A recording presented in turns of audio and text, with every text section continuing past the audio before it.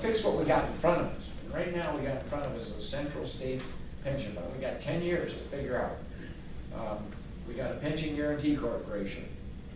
We got the fund itself. We got time to fix this. Don't eliminate it before you even need to consider that. Take your time to do it and do it right. Do it right. And I think that's where Feinberg is leaning. I hope to God. It'll be a terrible blow to the middle class. It'll be a terrible blow to the working men and women of this country. It'll be a terrible blow to our economy. It'll be a terrible blow to our prestige in the world. It would be a terrible, terrible, terrible thing to have to happen. And it's not just about central states. It's about the future of defined benefit and private pension plans in this country. They can get away with that way. You might want to just head for Vietnam and get $1 million an hour jobs. I was out where he had that. Yeah. They don't allow No, it. he turned on. Yeah. He survived. Okay, thank God. Yeah. Do you think maybe they just want to bail out? Huh? They think they just want to get bailed out like everybody else? Central states? Yeah, well, maybe them, but maybe all of them, Oh, I think there's some truth in you know? that. Yeah. Auto industry, the Wall Street. Yeah. Well, why wouldn't you expect the average working guy to say, shit, I didn't do anything wrong. I paid in every penny I was obligated to. You're bailing out all these shysters that are walking away with, multi-million-dollar golden parachutes and profits. Government stepping in and bailing them out. They're walking away with the lion's share of the nation's wealth. It's about time they try bailing out a pension plan, see how it works. Yeah. I mean, if we can bail out all these other guys. Well, and the main point, it doesn't even need bailing out at this point. Right. Right. It'd be bad enough if the money wasn't there to pay out the benefits. It is there to pay out the benefits. And for the next 10, 15 years, it's there to pay out the benefits. And why the heck did we set up a pension guarantee corporation? To step in. If the benefits are gonna have to be cut in half, 10, 15 years from now, that's what the pension guarantee corporation is for. But in the meantime, maybe we can fix this thing. Maybe the economy will fix it on the natural. Maybe we'll all be bankrupt, but who knows? We keep spending money the way we are. I like to, everybody comes in my office, I say, it's about priorities. It's about priorities. We have to make tough decisions. We've committed to $5 trillion on just the war in Iraq. $5 trillion. Think about it. For $1 trillion, we could have graduated every kid in America from vocational and college debt-free. For another $1 trillion, we could have bailed out the Pension Guarantee Corporation and rebuild the rails and the roads and the bridges. For another $1 trillion of that, we could have given everybody a $1 trillion tax break. And the other $2 trillion, we are obligated to, and that's taking care of the men and women who serve. They stood up and agreed to protect us, but they suffered a lot of damage. Lost arms, they lost legs, they suffered severe brain injuries. So they estimate we have $2 trillion there, and I think we're morally, legally, in every which manner obligated to do that. Well, that's just one of the wars. How about the war in Afghanistan? How about the war in Syria? How about the war in Somalia? How about the war in Yemen? How many wars do you want to get into? I tell people these have financial consequences for all of us. And even if you think they were good ideas, which I don't happen to think they are, having lived and worked over there and studied the language, but even if you think they were good ideas, we all have things in our personal life, in our business that we'd like to do that we can't afford. And if we think we can go around the world rebuilding, every other country in the world, into what we think they should be, well then, we're bankrupting ourselves. Yeah, why do we have to be the Band-Aid for the rest of the world? Exactly. When you look at any one of those situations, you say, well, yeah, somebody should go in there and clean that up. But again, you know, there's a lot of things in the world that need, how many wars do you wanna get into? You're bankrupt yourself in the process. And then people say, well, why don't we have, we got the money to bail out Wall Street, we got the money to bail out General Motors, you know. But we don't have money to protect people's pensions. Trains are coming off the rails, so we don't have money to fix that. Kids can't afford to go to college anymore. Well, there's a reason why we don't have the money. Busy rebuilding the rest of the world and neglecting America. It's not gonna work. Not gonna work. We gotta turn this thing around.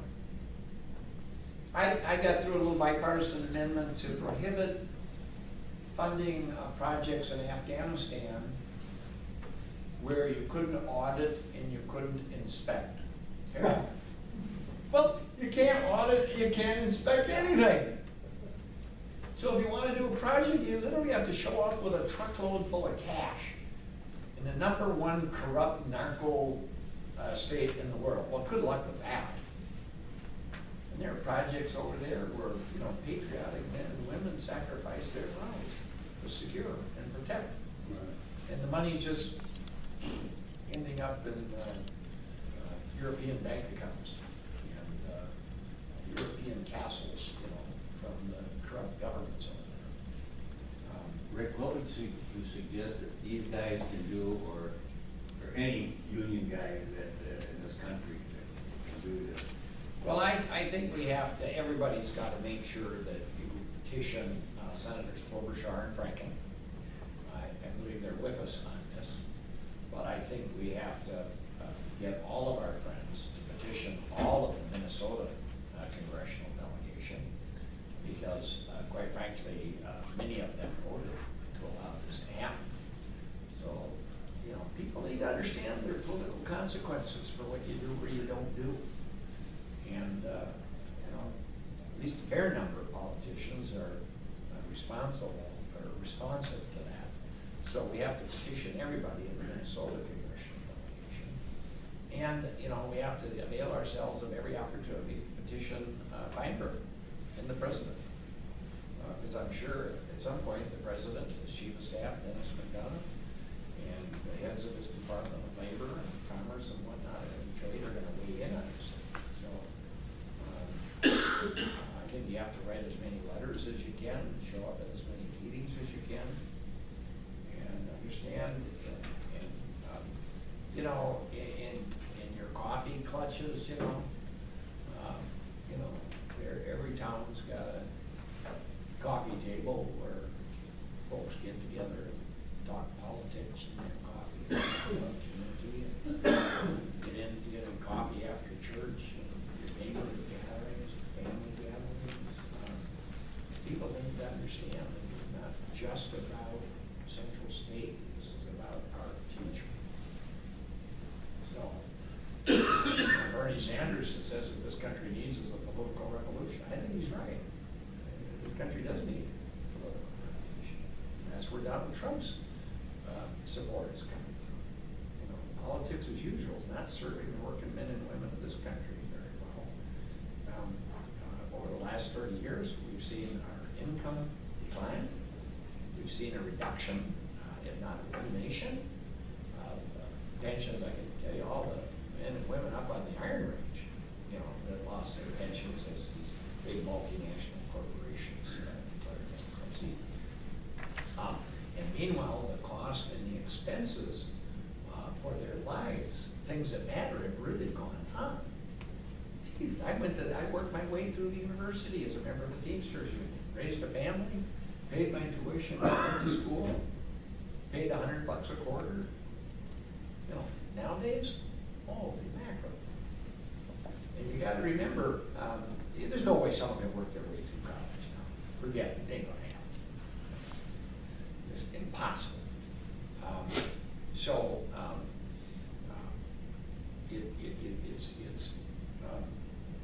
It's really, it's unforgivable what happens. And when you hear that the average student is graduating, you know, with whatever the number is. I talked to a woman yesterday. She graduated almost 20 years ago with a $38,000 debt. 31,000. Huh? They're graduating with a 31,000. 31,000, yeah. Well, this particular, $31,000 debt at the interest rates they're charging over a 20, 25 year, yeah, you're paying back 150,000. That's not 31,000. The lifetime cost of that to you is closer to 150,000. I know a $38,000 one, quite frankly, is 150, so he's something less than that. So, that's $400 a month out of your paycheck for 25 years. Holy cow, that's a home improvement you can't make. That's an automobile you can't buy. That's a vacation you can't go on. That's money you don't have to help your kids go to college. But as a business person, you can go in and renegotiate your loan, but not a student loan, really. Wall Street is getting interest-free loans? Holy mackerel, interest-free loans? Gee, I'll take a trillion of that. Huh? Why not? Invest it in government securities at 2 or 3%, you're talking real money and no risk. Wow. How do we get in on that deal? And that's what's going on. That's what's going on. That's what's happening.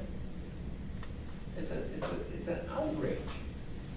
We do need a political revolution. Thomas Jefferson said every generation should have a political revolution. You know what he's talking about. It's not un-American. I mean, the founders of this country said that's what we have to have every generation. Why? Because the wealthy, privileged, powerful interests, they just keep consolidating. They have such an insatiable appetite for greed that they just got to be, reined in from time to time.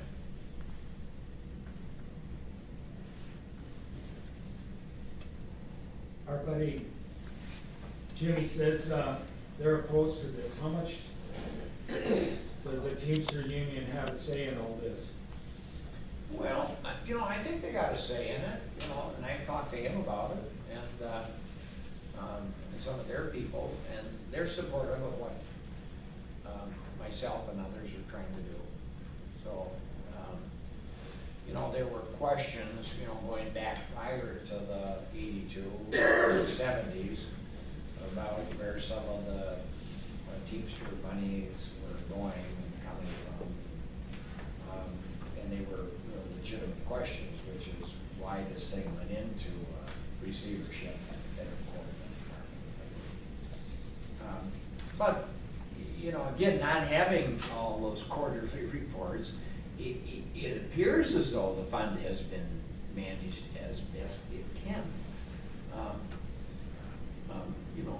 Since 82, but we don't know that for sure. But right now, when he says Jimmy, I presume you're talking about Hoffa. Yeah. Yeah. So, I've seen him and others relating this thing, and they're supportive of what we're trying to do. Well, if this starts, it's gonna just snowball. Oh, exactly. Every union's gonna be doing this. So that's gonna just eliminate the unions. Going to eliminate unions, going to eliminate pensions. And what's that gonna do to the Yeah, country? it's gonna eliminate old people. Yeah, well, it will. Do you know, for the first time now in over a generation, life expectancy for white, middle-class males and females is actually declining. We've grown up with a generation, like I said before, it went from 47 to 80, and now it's starting to go back. Is that what we want? I hope not. I'm almost there. Yeah, get a little slow. Oh, Bobby. And Don's there. Samuelson hasn't even gotten started yet. He's just reaching his prime. He's just reaching his stride. Old bricklayers never die. Yeah. You just asked for more bricks. Yeah. More mud. Well, I imagine my bricklayer's pension works the same as these guys.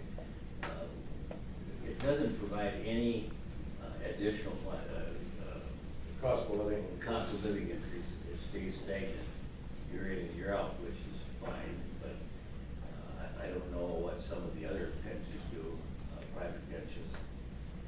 You know, and Don, I don't know either, there should be cost of living. This whole thing has just raised a whole new issue. I mean, I think we all live with the confidence that the pensions that we earned and paid into, at least that was secure. And now we're finding, like I said at the beginning, powerful forces trying to, what they're trying to do, quite frankly, is replace defined pension benefit plans with the 401ks and the symbols and those other things. Why? Well, because Wall Street manages those plans. Yes. Okay. And they make a lot of money off those plans, unlike the defined pension benefit plans. So you got to understand where they're coming from and why they're pushing with that. And nothing wrong with investing in a 401k or a simple plan. I mean, I've invested, my wife and I have invested in ours as well. But I know Nova did a plan, did a program here in the past year where they examined those plans. And